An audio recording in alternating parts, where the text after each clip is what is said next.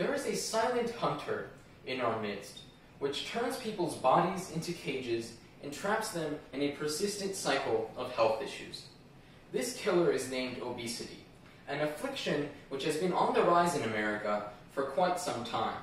In my family, many people have had experiences with being overweight, and I am well informed about the risks and effects obesity has on people and the population as a whole. As great as an issue as obesity is, there are solutions in order to stop the crisis, such as better diet, more exercise, and increased responsibility from food companies and the government. In this presentation, I want to discuss the issue of the obesity crisis, in addition to some of its causes and ways in which we can stop it. Obesity is defined as having an exceptionally high weight in proportion to one's height, or in other words, a BMI of over 30. According to the CDC, obesity can result in a number of other health problems, such as hypertension, coronary heart disease, gallbladder disease, stroke, type 2 diabetes, osteoarthritis, sleep apnea, cancer, and even death. Yes, it is true that people with obesity live shorter lifespans and have lower qualities of life. 40% of US adults, or about 95 million people, suffer from obesity, according to the CDC, which is a whopping 24% more than only a decade ago.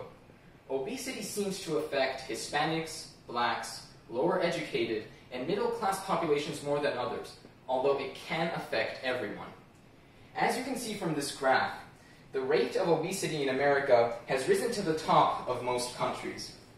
The USA is near the top when it comes to obesity, including childhood obesity, in which it is the top ranked, with 13% of children suffering from obesity. Obesity doesn't only affect people, it also has a large economic impact.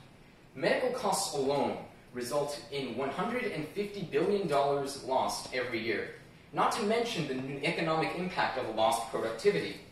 Well, obviously, the obesity crisis is very widespread and is a very serious issue. How did we get here? For one, according to the USDA, Americans have been consuming 20% more food from only a few decades ago, which includes an increase in added fats, sugars, and grains.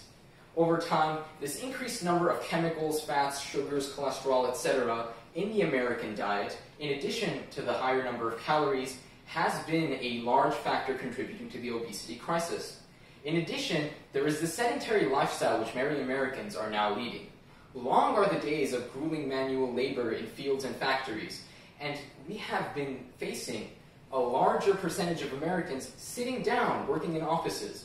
As a result, they are not receiving the adequate number of daily exercise in order to maintain a good weight and avoid obesity. In addition, a large factor to the obesity crisis has come from the strategies and practices of food conglomerates, such as McDonald's. These companies market harmful and unhealthy products when not taken in consideration. One can consider the case study of Super Size Me, a documentary in which a man eats nothing but McDonald's 3 times a day for a month. The final result? Rapid weight gain, depression, heart and breathing problems, and much more, demonstrating that these foods are indeed very unhealthy. These companies also target children. John Banzaf III, a lawyer which has been involved with litigation against fast food companies, states that vending machines are the key target of a new movement regarding the epidemic of childhood obesity, because of the way in which these vending machines can encourage the beginnings of unhealthy habits, which can further go into adulthood. The CDC estimates that 11% of the average American diet comes from fast food, which, again, are empty calories that do not have much nutritional value. Why are we eating so much fast food? Well, these companies have manipulated public opinion and normalized fast food, making it more acceptable socially and culturally to consume more of it.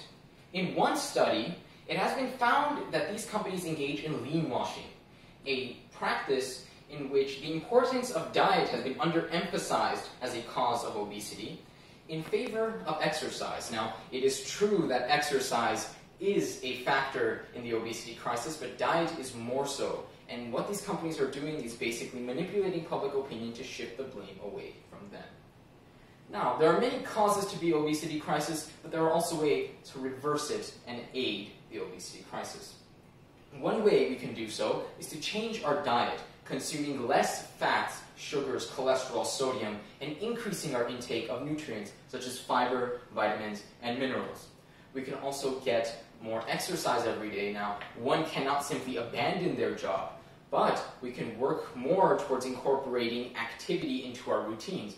The Surgeon General of the United States recommends at least 30 minutes of physical activity a day. More is recommended. These food companies can also take responsibility for their actions and cease these deceptive marketing practices which are hurting the American people.